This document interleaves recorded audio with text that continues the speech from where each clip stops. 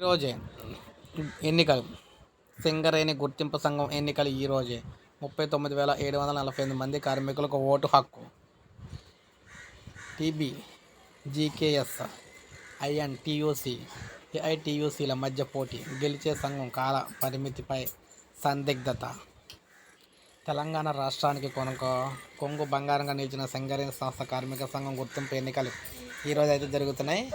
నిధులు నియామకాల్లో నంబర్ 1గా నిలిచిన సింగరేణి సంస్థ ఎన్నికలు అన్ని పార్టీలకు ప్రతిష్టాత్మకమే. ఈసారి ఎన్నికల్లో దాదాపు 40,000 మంది ఓటు హక్కునైతే వినియోగించుకోబోతున్నారు. 11 ఏరియాలో ఈ ఎన్నికలు అయితే జరుగుతున్నాయన్నమాట.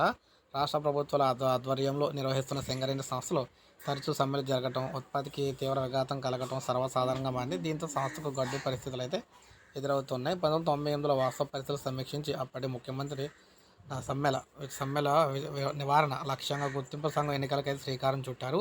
ఇలా మొదలైన సింగరేణి ఎన్నికల గుర్తింపు సంఘాలు ఇప్పుడైతే మొదటి 2 సార్లు 2 ఏళ్ల కాల పరిమితితో సాగే. ఆ తర్వాత 3 దఫాలు కూడా యాజమాన్యంతో జరిగిన ఒప్పందాల నేపథ్యంలో 4 ఏళ్ల కాల పరిమితితో నిర్వహించారు. 2017లో కేంద్ర కార్మిక సంఘం 2 ఏళ్ల కాల పరిమితిని తేల్చింది.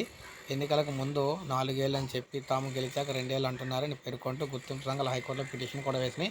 సో ఏది ఏమైనా మొత్తం మీద ఈ రోజైతే మళ్ళీ ఎన్నికలు అయితే జరుగుతున్నాయన్నమాట. ఇప్పుడు మనకు అప్డేట్ అయితే వచ్చింది. లైక్ చేయండి, సబ్స్క్రైబ్ చేసుకోకపోతే మన ఛానల్ సబ్స్క్రైబ్ చేసుకొని ఫాలో అవుతుండండి.